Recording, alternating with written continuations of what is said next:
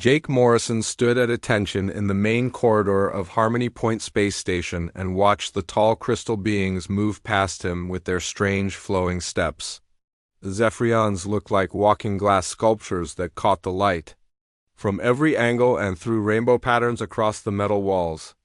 Their leader called himself Resonance Prime, Kethver, and spoke in musical tones that the translation devices turned into words Jake could understand. Ambassador Helen Carter walked beside the alien commander and nodded at everything he said about peace and friendship between their species.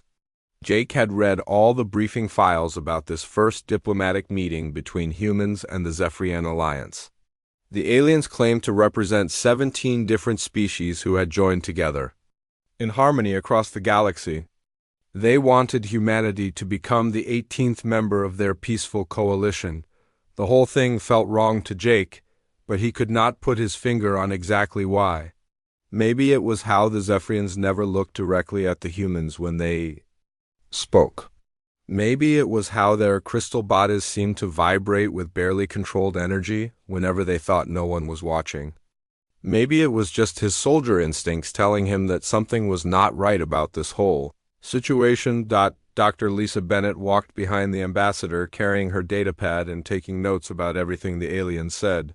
She was the expedition's expert on alien life forms and had spent months studying what little information they had about Zephyrian biology. The crystal beings were silicon-based rather than carbon-based like humans, and they communicated through harmonic frequencies that their throat structures produced naturally. Captain Ryan Foster commanded the small human delegation and kept checking his watch every few minutes. The meeting was supposed to last only 3 hours, but they had already been on the station for most of the day. The Zephyrians kept finding new areas of the station to show them and new topics to discuss about their alliance. Jake noticed that more and more Zephyrian warriors had appeared in the corridors as the day went on. At first there had been only a few guards accompanying their leaders, but now he counted at least 30 armed aliens positioned throughout the station. Their weapons looked like long crystal rods that hummed with energy, and Jake assumed they were some kind of advanced energy weapon. The station itself was impressive, but Jake could see that it was designed more for the Zephyrians than for humans. The gravity felt slightly lighter than Earth normal, and the corridors were taller and wider than human ships would need.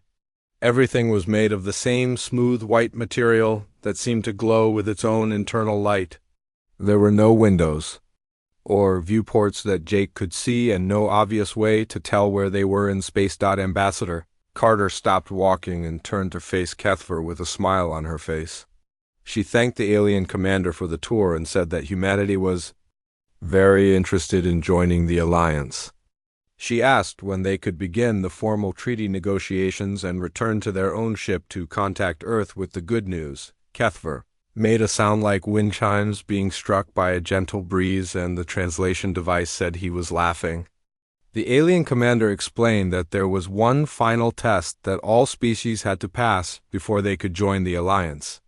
He said it was a simple demonstration to prove that humans could survive in space without their advanced technology. Jake felt his hand move toward his sidearm, but stopped himself when he saw that all the Zephyrian warriors had raised their crystal weapons and were pointing them at the human delegation. Captain Foster started to protest, but Kethver raised one long crystal arm and made a gesture that caused every electronic device in the corridor to spark and go dark. The lights went out, and Jake felt his stomach lurch as the artificial gravity suddenly stopped working. His feet left the floor, and he found himself floating in complete darkness, while red emergency lighting flickered on throughout the station. His weapon would not respond to his commands, and his communication device was completely dead. Even his watch had stopped working. Ambassador Carter cried out in surprise as she began floating toward the ceiling, and Dr. Bennett grabbed onto a wall support to steady herself. Captain Foster was shouting orders, but without their equipment working, none of the humans could coordinate their actions or call for help from their ship. Kethver's voice filled the corridor, speaking in perfect English without any translation device. He explained that the neural dampening field now covering the station would prevent any human technology from working. He said this was how the Alliance tested new species to see if they were strong enough to survive on their own or if they were too dependent on their machines. The crystal beings moved through the zero-gravity environment like they had been born in space. They flowed from wall to wall and ceiling to floor with perfect control, while the humans struggled to orient themselves. In the sudden weightlessness, Jake realized that this had never been a diplomatic mission at all, but some kind of trap designed to test human capabilities. More Zephyrian warriors appeared from hidden passages throughout the station and began herding the floating humans toward what looked like detention cells. They moved with confident, precise motions and clearly expected the humans to surrender without any resistance. Their crystal weapons hummed with energy, and Jake could see that they were fully charged and ready to fire. Dr. Bennett managed to grab onto Ambassador Carter and help her stabilize against a wall support. She whispered that the aliens had planned this from the beginning and that all their talk about peaceful alliance had been lies designed to get humans onto their station. Captain Foster was trying to reach his weapon, but it remained completely unresponsive to his commands. Jake floated near the corridor wall and watched the Zephyrian warriors approach with their weapons raised. They moved like predators who had cornered helpless prey and expected an easy capture. Their leader Kethver made more wind chime sounds that Jake now realized was alien laughter. The crystal being explained that humans were obviously too weak and dependent on technology to be worthy of alliance membership. The alien commander said that species who failed the test usually became servants to the alliance rather than members. He suggested that humans might be useful as laborers or technicians since they seemed to understand machines better than they understood survival. The other Zephyrians made similar musical sounds that the dead translation devices could no longer convert to human speech. Jake felt something change inside him as he listened to the aliens discuss humanity's future as slaves. The zero-gravity environment that was supposed to make him helpless instead reminded him of something he had trained for extensively during his military service. His body remembered how to move in weightless conditions, and his mind began calculating angles and momentum vectors automatically. Ambassador Carter looked at Jake with fear in her eyes and asked what they were going to do without their weapons or communications. Jake turned toward the approaching Zephyrian warriors and felt his lips curve into a smile that would have worried anyone who knew him well. He told the ambassador not to worry because the aliens had made one very important mistake in their planning. The crystal beings had assumed that taking away human technology would make humans weak and helpless. They had never considered that removing those technological advantages might actually make humans much more dangerous than they had ever imagined possible. The first Zephyrian warrior who approached Jake Morrison moved with the confident flowing motion that his species used in zero-gravity environments. The crystal being expected the human to panic or try to flee like most prey species did when cornered by superior predators. Instead, Jake pushed off from the wall with controlled precision and moved through the weightless space like he had been born among the stars. The alien warrior extended one long, crystal arm to grab Jake and drag him toward the detention area with the other humans. Jake caught the arm and used the Zephyrian's own momentum against him in a move that would have been impossible under normal gravity. The 7-foot-tall crystal being suddenly found himself spinning out of control toward the opposite wall with devastating force. The sickening crack of the alien's exoskeleton hitting the metal bulkhead echoed through the corridor and made every other Zephyrian warrior freeze in shock. Their supposedly helpless human prisoner had just broken one of their strongest warriors, using nothing but physics and perfect timing. Crystal fragments floated through the air like deadly snow as the warrior's body went limp. Jake's smile grew wider as he watched the other aliens realize that something had gone very wrong with their careful plan. The neural dampening field that was supposed to render humans helpless had instead removed all the technological constraints that normally kept human predatory instincts under control. Without weapons to rely on, Jake had reverted to something much older and more dangerous than any machine. Dr. Bennett watched from her position against the wall and felt a chill run down her spine as she recognized what was happening to Jake. Years of studying predator species had taught her to recognize the signs when an apex hunter engaged its full killing instincts. The calm professional soldier they all knew had been replaced by something that belonged in Earth's ancient wilderness. Captain Foster tried to call out to Jake, but his voice was drowned out by the harsh harmonic sounds the Zephyrians were making as they communicated their alarm to each other. The crystal beings had never encountered anything like this before, and their previously confident movements became hesitant and uncertain. They had expected to be hunting helpless prey, but suddenly found themselves being stalked by something they did not understand. Jake pushed off from another wall and glided between two Zephyrian warriors with fluid grace that made their own zero-gravity skills look clumsy by comparison. His hands moved with surgical precision as he struck nerve clusters and joint connections that Dr. Bennett had identified in her biological studies. The aliens discovered that their crystal exoskeletons provided protection against energy weapons, but very little defense against someone who knew exactly where their weak points were located.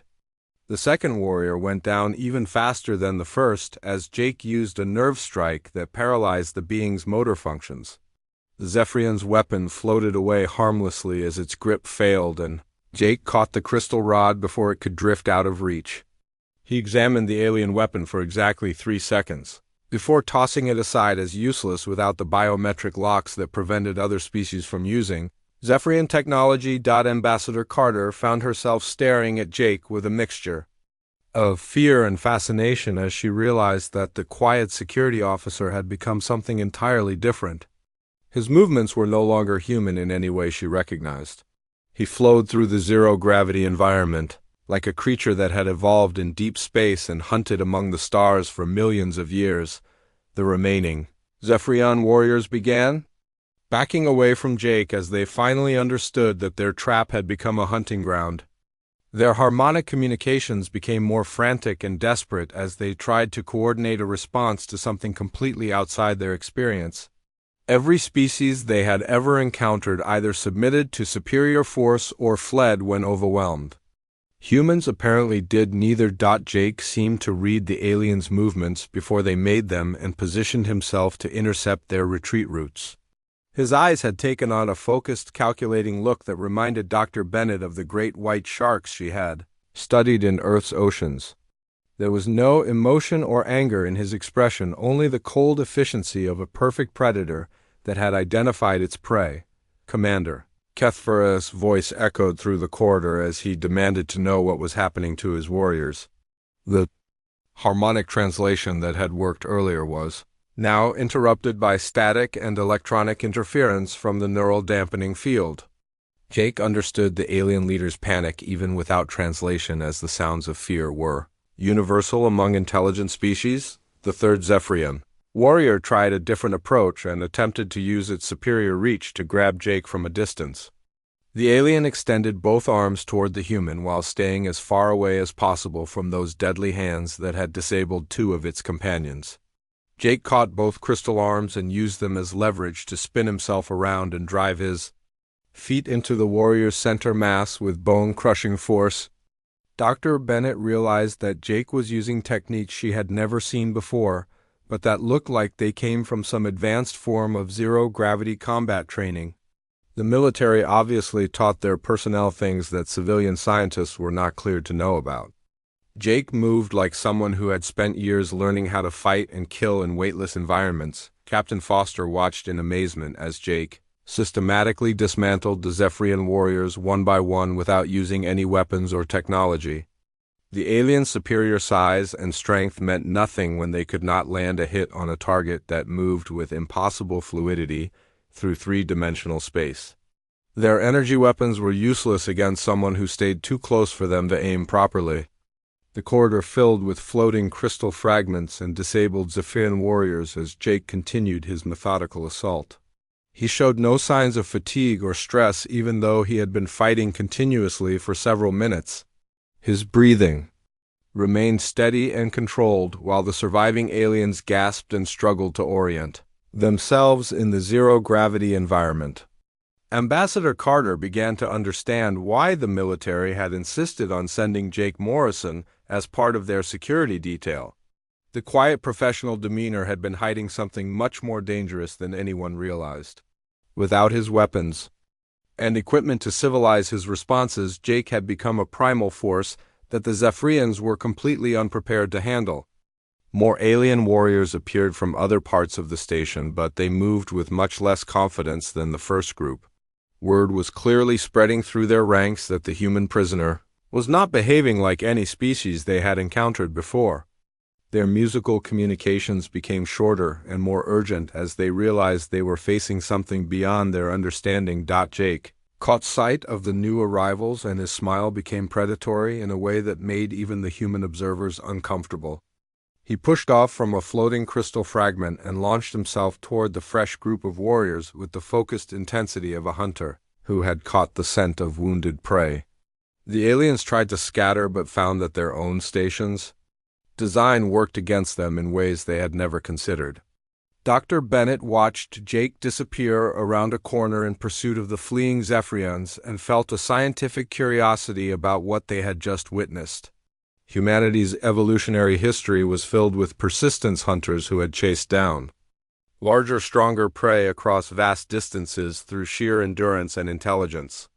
The zero-gravity environment had somehow triggered those ancient instincts in ways that millions of years of civilization had not been able to erase. The remaining humans floated in stunned silence as they listened to the sounds of combat echoing through the station's corridors. Crystal breaking against metal mixed with alien harmonic screams and the occasional human grunt of effort. Jake Morrison had become something that existed outside their normal understanding of human behavior and capabilities. Ambassador Carter realized that their diplomatic mission had revealed something about humanity that even they had not fully understood. The Zephyrians had wanted to test whether humans could survive without their technology. They were about to discover that the answer was far more terrifying than they had ever imagined possible. Jake Morrison moved through the maintenance shafts of Harmony Point with deadly silence as he tracked the retreating Zephyrian warriors. The narrow passages were designed for repair work and barely wide enough for human shoulders, but they gave him perfect access to every section of the station. The crystal beings had never considered that their prisoners might use the service corridors to move unseen through their carefully controlled environment. The alien warriors were making harmonic sounds that Jake now recognized as distress calls and coordination attempts. Without translation devices, he could not understand their words. But fear was a universal language that transcended species barriers. The musical tones were getting higher and more frantic as the Zephyrians realized they were being hunted by something they could not predict or control. Commander Kethver's voice echoed through the station's communication system as he demanded status reports from his scattered forces. The responses came back in broken fragments that painted a picture of complete chaos and confusion. Warriors who had never known defeat were being systematically eliminated by a single human, who seemed to appear and disappear like a ghost in their own stronghold. Jake found his first target in a storage bay where 3 Zephyrian warriors had taken defensive positions behind metal containers.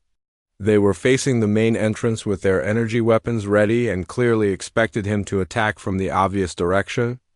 Instead, he used an access panel in the ceiling to drop silently behind them and began his work with surgical precision.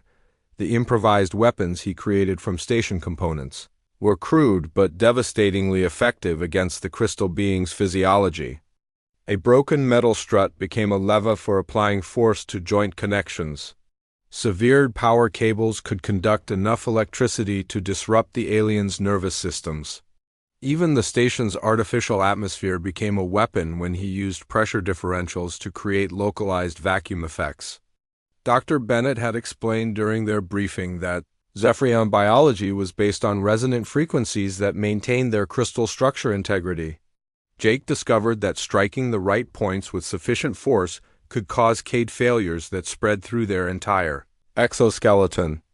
The aliens literally shattered like glass when he hit them in exactly the right way with exactly the right amount of pressure. The 3 warriors in the storage bay never knew what killed them. Jake moved through the darkness behind them and struck with the cold efficiency of a natural predator. Their energy weapons discharged harmlessly into the metal containers as their grip reflexes failed and their consciousness faded. Crystal fragments scattered across the floor as their bodies collapsed under their own weight. Captain Foster listened to the alien communications, growing more desperate, and began to understand the scope of what Jake was doing throughout the station. The professional soldier had become something primal and terrifying that hunted through the corridors like humanity's ancient ancestors had hunted across the African plains. Every instinct that civilization had taught humans to suppress was now focused on a single deadly purpose. Jake's next targets were a pair of warriors guarding one of the station's main power distribution centers. They had positioned themselves with clear sight lines in all directions and constant communication with their command structure. It should have been an impossible location to approach without being detected, but Jake had advantages that the aliens could not comprehend or counter. Human persistence hunting had evolved over millions of years to track prey that was faster, stronger, and better adapted to their environment. The key was not superior physical abilities, but superior pattern recognition and the ability to predict behavior based on incomplete information. Jake could read the Zephyrians' movements and positioning choices well enough to anticipate their responses to threats they had not yet detected. He used the station's own systems against the guards by creating electromagnetic interference that disrupted their harmonic communication abilities. The aliens found themselves isolated from their support network and unable to coordinate their defensive actions. When Jake finally appeared, he came from 3 directions simultaneously, using reflected surfaces and shadows to create multiple false targets. The guards fired their energy weapons at illusions, while the real threat moved through their blind spots with mechanical precision. Jake had learned to use the aliens' own crystalline nature against them by exploiting how their vision processed light and reflections. Their perfect adaptation to their crystal home world became a fatal weakness in the artificial environment of the space station. Ambassador Carter heard the sound of weapons fire, followed by the distinctive crack of crystal breaking under stress. The aliens were shooting at something but apparently missing their target, while Jake continued his systematic elimination of their forces. She began to understand that humanity's reputation as a technological species had completely obscured their true nature as highly evolved predators. The station's internal sensors were still functioning despite the neural dampening field, and they painted a picture that terrified the Zephyrian command staff. The human prisoner was moving through their stronghold with complete knowledge of its layout and systems. He appeared on monitors in one section while simultaneously striking targets in completely different areas of the station.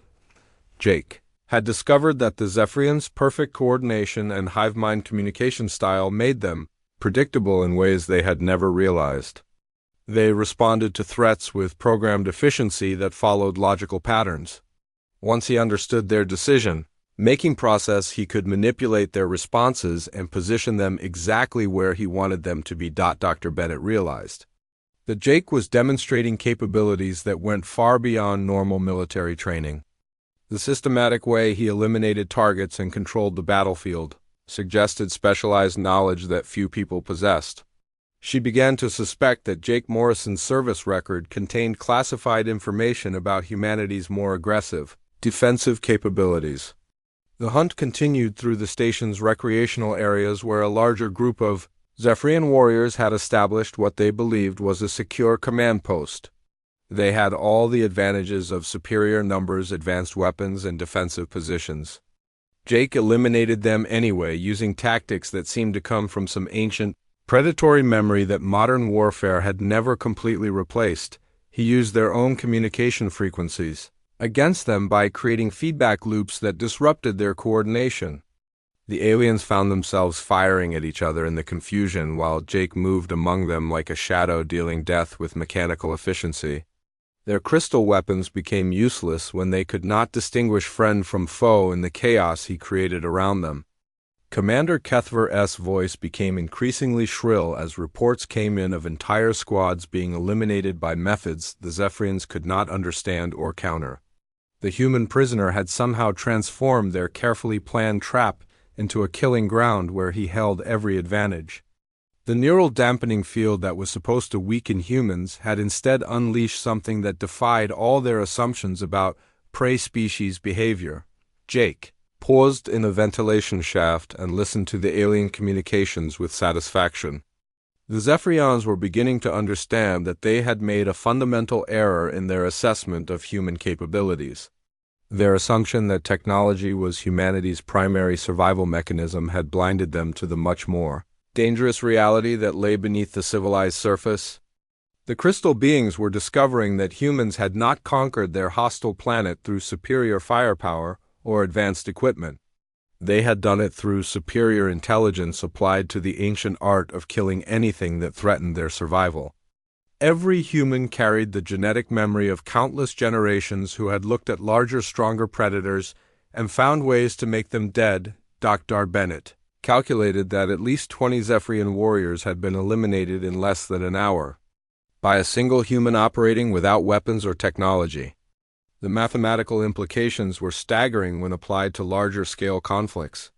If one human could do this much damage under these conditions, then humanity as a species represented a threat level that no alien civilization had ever encountered before.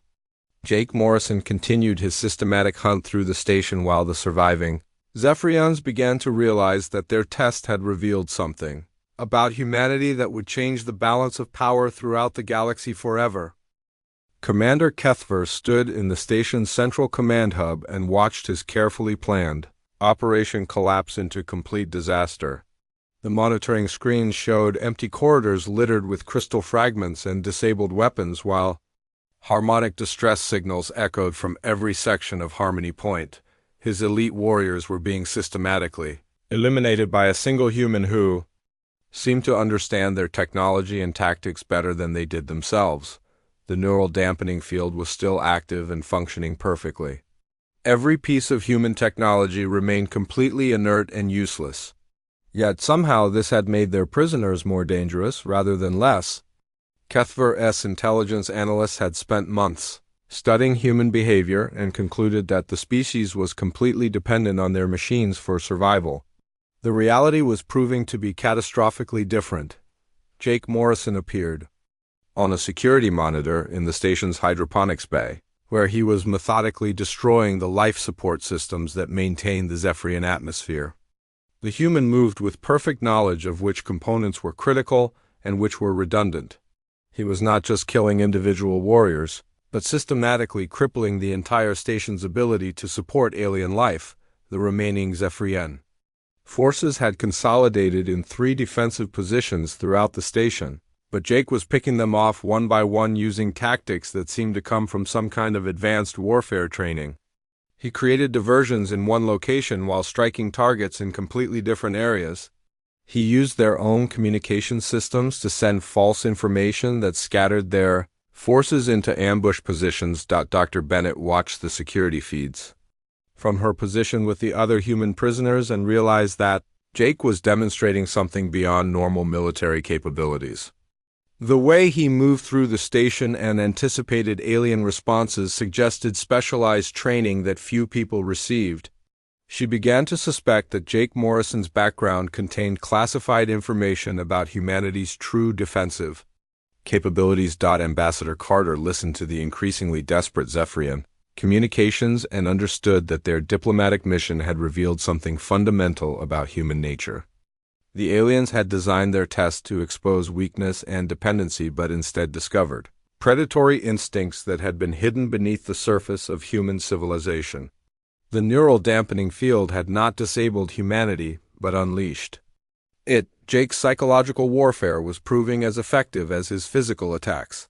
The surviving Zephyrians could hear him moving through the ventilation systems and maintenance corridors, but could never predict where he would appear next. The harmonic sounds they made were no longer coordinated battle communications, but expressions of pure terror as they realized they were being hunted by something beyond their understanding. Captain Foster began calculating the tactical implications of what they were witnessing and felt a chill as he understood the broader consequences. If one human could eliminate dozens of alien warriors under these conditions, then humanity represented a military threat that no civilization in the galaxy had ever encountered. The peaceful diplomatic mission had accidentally demonstrated that humans were apex predators on a scale that defied comprehension. Kethver made the decision to face Jake directly in single combat rather than watch his entire force be eliminated by stealth attacks. The Zephyrian commander had never been defeated in personal combat and believed his superior size and strength would overcome this primitive Deathworlder. He announced his challenge over the station's communication system and declared that the human could face him in the central hub or watch the other prisoners die slowly. Jake's response came in the form of his appearance in the command hub exactly 3 minutes later. He emerged from a maintenance access that should have been too small for human shoulders and moved with the fluid grace of something that had evolved in zero-gravity environments. His clothes were torn and stained with crystal fragments, but his eyes held the focused intensity of a predator that had been hunting successfully for hours. The two beings faced each other in the large, circular chamber while both human and alien audiences watched through security monitors. Kethver stood nearly 7 feet tall with a crystalline exoskeleton that had deflected energy weapons and physical attacks for decades of military service. Jake Morrison looked small and fragile by comparison, but moved with predatory confidence. That made the alien commander hesitate. Dr. Bennett realized that this confrontation would determine not just their immediate survival, but humanity's place in galactic civilization. The Zephyrians had revealed their true intentions as conquerors rather than peaceful allies. Whether humans would become slaves or respected equals would depend on what happened in the next few minutes between these two representatives of their species. Kethver attacked with the flowing precision that had made him the most feared warrior in the Zephyrian alliance. His crystal arms moved with mechanical efficiency as he attempted to grapple the smaller human and crush him with superior strength. The alien commander expected to end the fight quickly and demonstrate that individual human victories had been accidents rather than representative of species capabilities. Jake caught both of the alien's arms and used Kethvar's own momentum against him in a move that would have been impossible under normal gravity conditions. The zero-gravity environment that was supposed to give the Zephyrians an advantage instead became the perfect medium for human physics-based combat techniques. Jake redirected the alien commander's attack and sent him spinning toward the chamber's central support structure. The sound of Kethvar's crystalline exoskeleton hitting the metal support echoed through the station like breaking glass.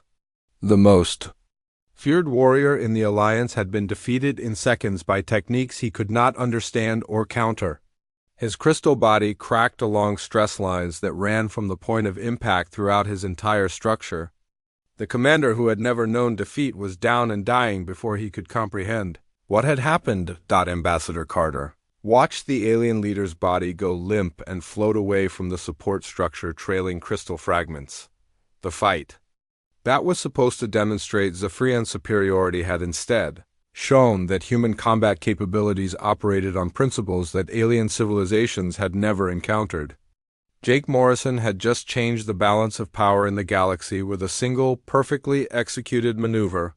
The surviving Zephyrian warriors throughout the station heard their commander's death transmitted over the communication system and finally understood the true scope of their miscalculation.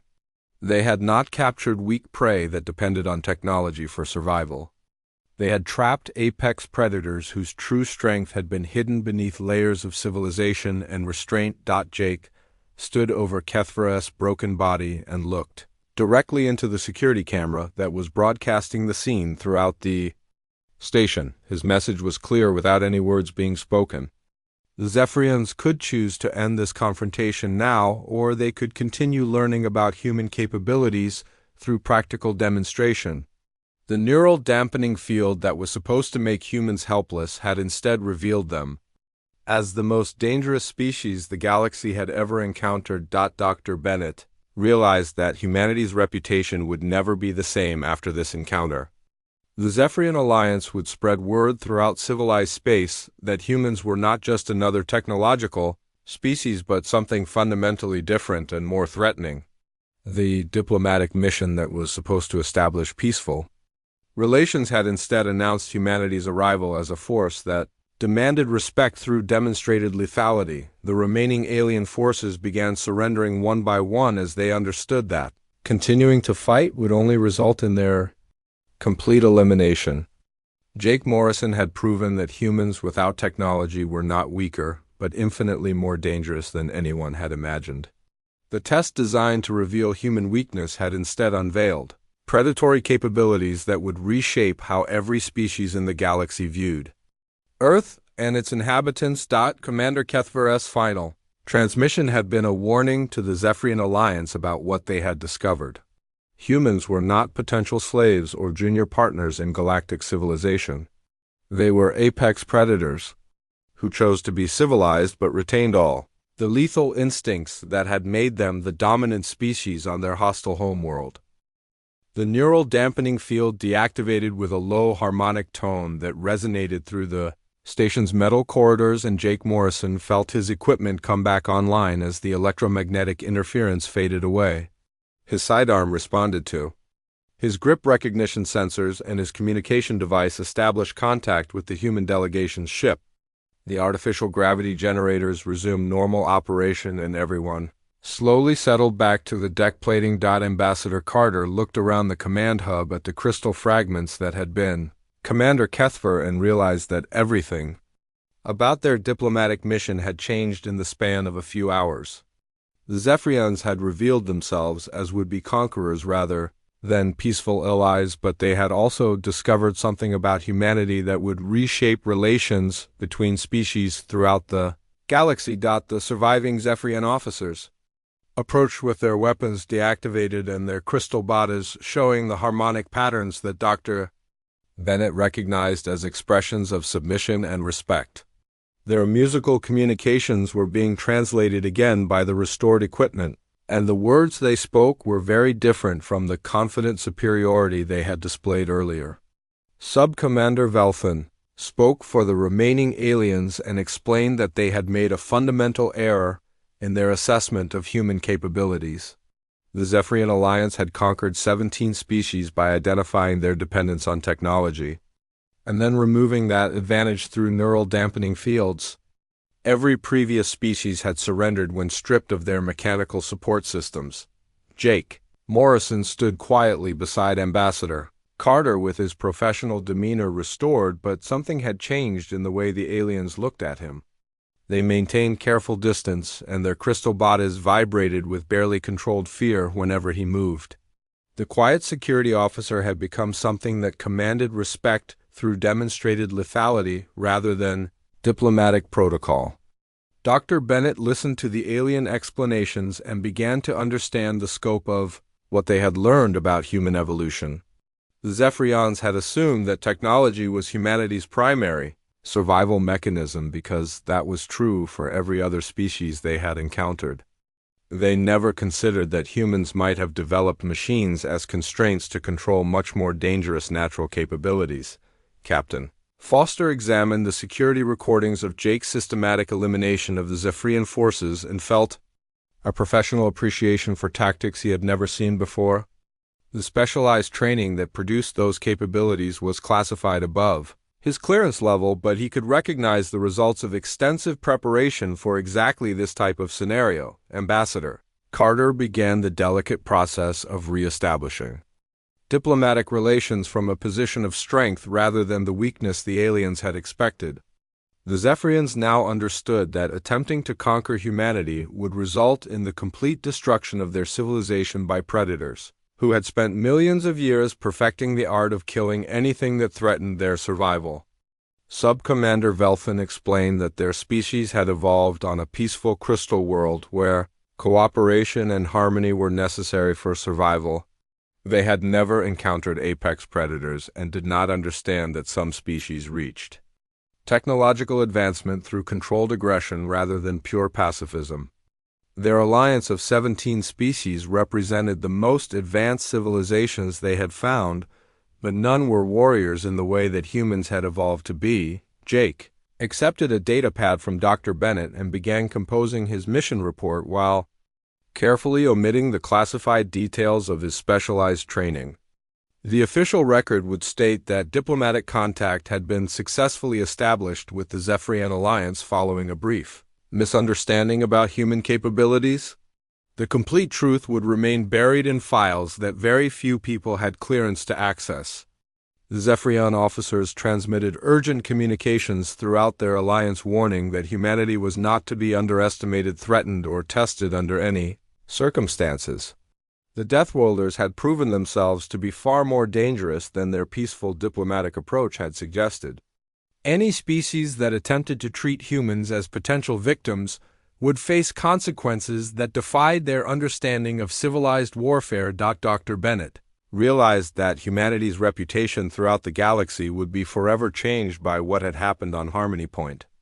The peaceful scientific missions and diplomatic exchanges that Earth had planned would now be conducted with species who understood that humans were apex predators, who chose to be civilized rather than weak beings who required technology to survive.